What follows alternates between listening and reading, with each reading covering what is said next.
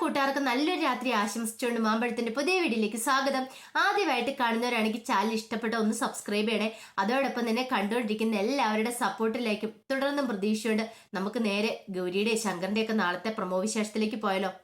നാളത്തെ പ്രമോ വിശേഷത്തിൽ കാണിച്ചിരിക്കുന്ന ആദർശിന്റെ വേണിയുടെ ജീവിതം തകർക്കാൻ വേണ്ടി ഒരു പുതിയ കഥാപാത്രം കൂടി വരുവാണ്. അതിന്റെ വിശേഷങ്ങളും പിന്നീട് ഗൗരി ശങ്കറും തമ്മിലുള്ള കുറച്ച് പ്രണയ നിമിഷങ്ങളൊക്കെയാണ് നാളെ കാണുന്ന പറഞ്ഞിട്ടുണ്ടെങ്കിൽ ഇന്ന് തന്നെ നമ്മൾ അവസാനം കണ്ടു. ഗൗരിക്ക് ആകെപ്പാട് ടെൻഷനായിരുന്നു ശങ്കറിനെ കുറിച്ച് ഓർത്തിട്ട്. ശങ്കർ തനിക്ക് വേണ്ടിയിട്ടാണ് ഈ ത്യാഗങ്ങളൊക്കെ ചെയ്യുന്നത്. ആ വീഡിയോസ് പിടിച്ച് അമ്മയ്ക്കെതിരെ ആക്കിയത്.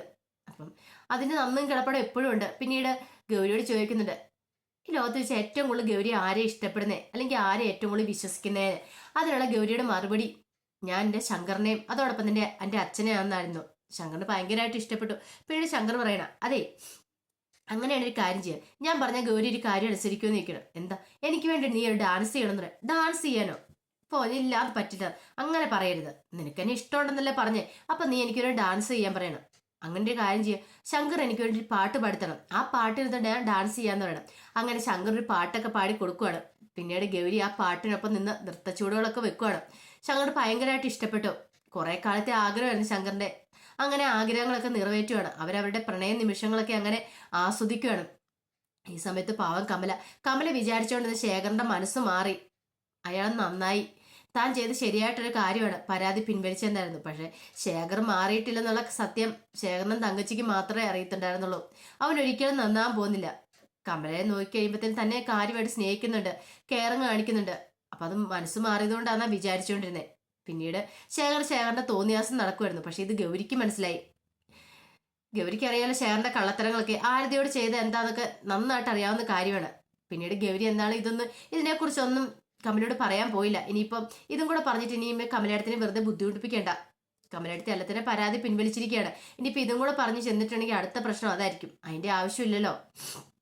അതുകൊണ്ട് ഗൗരി അതിനെക്കുറിച്ച് സംസാരിക്കാൻ പോലും പോയില്ല. ഈ സമയത്ത് എങ്ങനെയായാലും ഗൗരിയുടെ കയ്യിൽ നിന്ന് ആ ഫോണൊന്ന് അടിച്ചു മാറ്റണം. അതിനു വേണ്ടിയിട്ടുള്ള തന്ത്രങ്ങളൊക്കെ മെനയുമായിരുന്നു മീനാക്ഷി, വേലക്കാരി അവിടുത്തെ. ഗൗരി ഇല്ലാത്ത സമയം നോക്കി 1-2 വട്ടം ട്രൈ ചെയ്ത് നോക്കി ആ ഫോണിന്ന് കൈക്കലാക്കാനായിട്ട്. പക്ഷെ സാധിച്ചില്ല.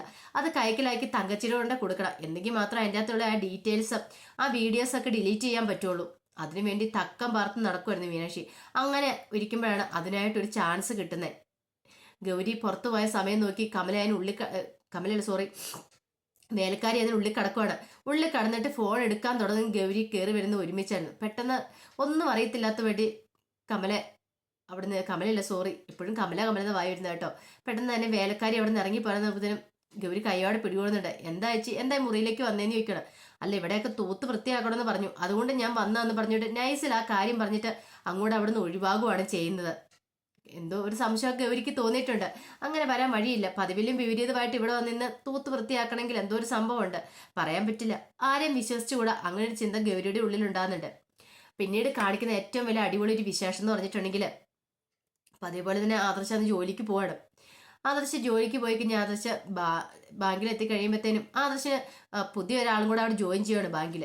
അപ്പോൾ ആദർശ് പരസ്പരം പരിചയപ്പെട്ടു. ശിവരഞ്ജിനി എന്നാണ് അവരുടെ പേര്. ആ ശിവരഞ്ജനിക്ക് ആദർശിനെ ഒറ്റ നോടത്ത് തന്നെ മനസ്സിലായി, ഇഷ്ടപ്പെടുകയും ചെയ്തു. പിന്നീട് ഇവർ തമ്മിൽ കുറച്ച് നേരം സംസാരിക്കുന്നൊക്കെ ഉണ്ട്. സംസാരിച്ച് കഴിയുമ്പോഴത്തേന് ശിവരഞ്ജനി മനസ്സിൽ പറയാ, എനിക്ക് നിങ്ങളെ ഇഷ്ടപ്പെട്ടു, നിങ്ങളെ കൊണ്ട് ഞാൻ ഇവിടുന്ന് പോകുമെന്ന് മനസ്സിൽ പറയുന്നുണ്ട്. അതെന്ത് ഉദ്ദേശമാണെന്ന് നമുക്കറിയത്തില്ല. ഇനിയിപ്പോൾ ഒരുപക്ഷെ ആദർശിന് മുൻ പരിചയം ഉണ്ടായിരുന്നോ, അതോ ഇനിയിപ്പോൾ പുതിയതായിട്ട് വന്നിട്ട് ആദർശിനെ കണ്ട് ഇഷ്ടപ്പെട്ടിട്ടാണോ എന്നറിയത്തില്ല. ഒരു കാര്യം ഉറപ്പാ, വേണിയുടെ ആദർശിനെ ജീവിതം തകർക്കാനായിട്ട് വന്ന അവൾ ആരാന്ന് എന്താണെന്നൊന്നും പറഞ്ഞിട്ടില്ല. ഒരുപക്ഷെ നാളെ അവളെക്കുറിച്ചുള്ള സത്യങ്ങളൊക്കെ വെളിവാകുമായിരിക്കും. ആദർശിന്റെ ജീവിതത്തിലേക്ക് കടന്നു വരുന്ന പെണ്ണാരാന്നുള്ള സത്യം. പക്ഷെ ആരൊക്കെ എന്തൊക്കെ വന്നു പറഞ്ഞാലും വേണി അവരെല്ലാം പൊളിച്ചെടുക്കും. ഒരു കാരണവശാലും ആദർശിന്റെ ജീവിതത്തിലേക്ക് ഒരു പെണ്ണ് കടന്നു വരാനായിട്ട് വേണി സമ്മതിക്കില്ല. വേണി എന്തേലും അറിഞ്ഞിട്ടുണ്ടെങ്കിൽ പിന്നെ ശിവരഞ്ജിന് കണ്ടം വഴി ഓടുന്ന വഴി കാണത്തില്ല. പിന്നെ പോയ വഴി പുല്ല് പോലും കിളിക്കില്ല. അമ്മാതിരി സ്വഭാവമാണ് വേണിക്ക്. വേണി ഇടഞ്ഞിട്ടുണ്ടെങ്കിൽ ആന ഇടയുന്ന പോലെ ഇരിക്കും. അപ്പൊ അതിന്റെ വിശേഷങ്ങളൊക്കെ വരുന്നുള്ളൂ. അപ്പൊ അവളെ കുറിച്ചുള്ള സത്യങ്ങളൊക്കെ എന്താന്ന് നാളത്തെ വിശേഷത്തിലോ അല്ലെങ്കിൽ അടുത്ത ദിവസം നമുക്ക് അറിയാനായിട്ട് സാധിച്ചേക്കും കേട്ടോ. അപ്പൊ ഇനി നമ്മൾ കാണാൻ പോകുന്ന 1-2 ദിവസം ശങ്കറിന്റെ ഗൗരിയുടെ കട്ട പ്രണയരംഗങ്ങളൊക്കെയാണ്. ആ രംഗങ്ങളും അതോടൊപ്പം ഇനി ധ്രുവന്റെ ഒരു എൻട്രി ഉണ്ടായിരിക്കും. ധ്രുവൻ ഇങ്ങനെ പമ്മി നടക്കുക. എപ്പോഴാണ് അവൻ കയറി വരുന്നതെന്ന് പറയാൻ പറ്റില്ല. അവൻ ഗൗരിയുടെ കുടുംബത്തെ താക്കാനായിട്ടൊരു മെയിനായിട്ട് ഉദ്ദേശം അവന്റെ. അപ്പൊ അവന്റെ ഇനി ആരിൽ ശിങ്കടിയാണോ, ഇനി ഒരു പക്ഷേ ശിവരഞ്ജിനെന്നും പറയാൻ പറ്റില്ല. അപ്പൊ അതിന്റെ വിശേഷങ്ങൾക്കായി നമുക്ക് എല്ലാവർക്കും കാത്തിരിക്കാം. ഒരിക്കൽ കൂടി എല്ലാവർക്കും നല്ലൊരു രാത്രി ആശംസിച്ചുകൊണ്ട് നിർത്തുന്നു. നന്ദി.